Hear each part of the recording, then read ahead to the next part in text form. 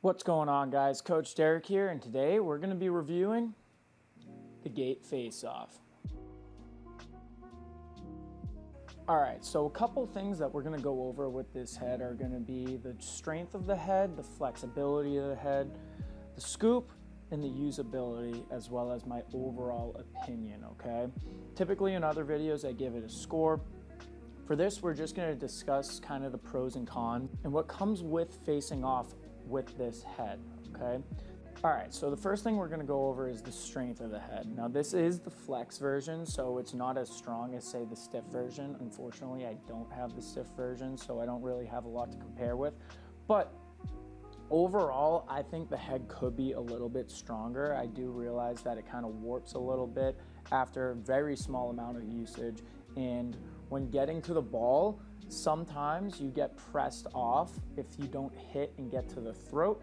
The throat does stay fairly strong if you're getting to the ball off that whistle relatively quick. And then the added, no throat right here, having your fist all the way up will aid in that kind of strength when getting to the ball. But unless you're making your second move almost immediately, it's going to be really tough to justify the strength of this head. The next thing we're going to go over is going to be the flex of the head. Like I said, this is the flex version, so it's a little bit softer, but it flexes really well. It flexes true to where you're pressing, whether you're pressing on the bottom edge or the top edge of the head, you will sense that. One thing I found with overall clamping the ball, if you're clamping with that left hand back and focusing on top sidewall snapping over, I think that's the best option in terms of clamping.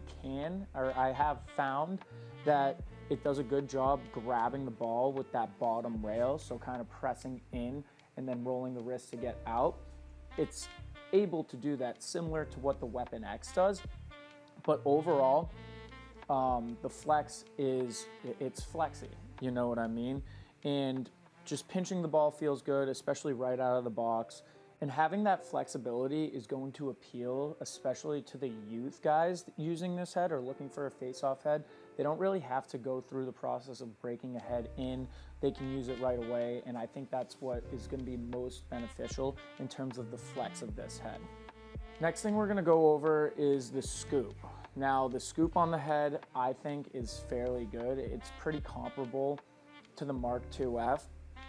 And I find it gliding across the turf and getting the ball into the stick fairly easily. The one thing that I would say might mess you up in terms of ground balls is with how much this thing flexes and warps when you face off.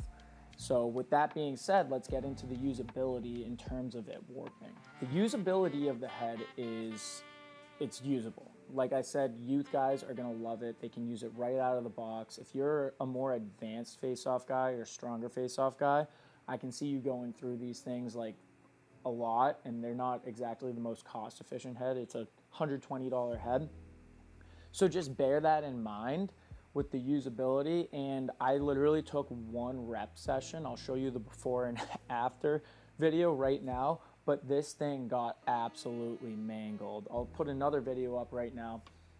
The other guy at St. A's, he was using one as well, and it actually already broke.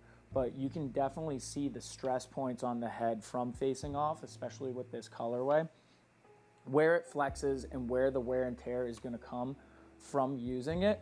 So the usability, I think it's usable, right? Like you can use it, but keep in mind of how much it warps, and then you're going to have to take a little bit extra care of the head for the longevity of it, aka putting a softball in, flexing it back, just making sure that it doesn't get too mangled when you are using it on the field. My last thought is going to be my overall opinion of the head. Yes, I do like it. No, I would not use it over a Mark IIF. The reason being is it's a little bit clunky, okay? This is kind of something I also wanted to showcase because I do have the opportunity to have the two prototype versions that came out before the head released. So the first prototype version that I'll show you guys is, I think 2 years ago at overnight camp. TD had these and we were using them, and I really like this actually. You can see the face shape, the throat is a little bit wider, and then up here where the scoop is, where that flare is, it's also a little bit wider. I don't think that has too much to do with how it flexes and how you face off with it, but when using this, it was very comparable to the Mark IIF, and if you can look, you'll see that the sidewalls are completely different. I'd almost say this looks like the Blade Pro for all my OGs out there.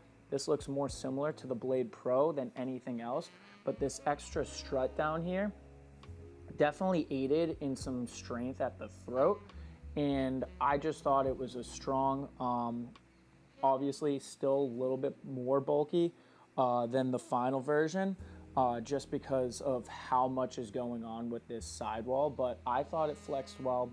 And then they scrapped this design, had to make a new mold, and with that we have the second prototype, which is this bad boy right here. This thing is almost the exact same thing as what was released.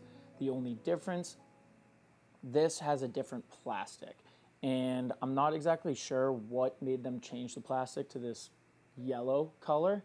Probably the flexibility, but as you can see, this one, the prototype, is a little bit more warped than you would imagine, or you would want with the Faceoff head. It's, like I said, it's pretty much the same exact thing.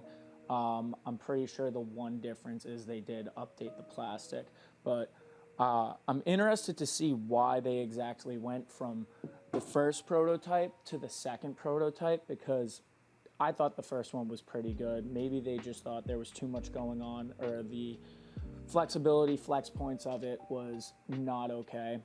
Yeah, so I really did want to showcase the prototypes in what inevitably came to be for the final version of the Gait Faceoff head. But overall, solid head. I don't really have any complaints other than its longevity as a Faceoff head. Like, I'm not sure how long you can use this in the season because of how warped it gets. But overall, solid head, great for youth players. Just be mindful if you are one of those older, more experienced guys, just because how it does flex and keeping it game ready on a weekly basis. But with that being said, that is my review of the Gait FO. Feel free to drop any comments if you think this head is good for you. My biggest piece of advice for Faceoff guys is to try as many heads as you possibly can to figure out what fits your game. And other than that, like, comment, and subscribe, and I'll see you guys in the next one. Peace.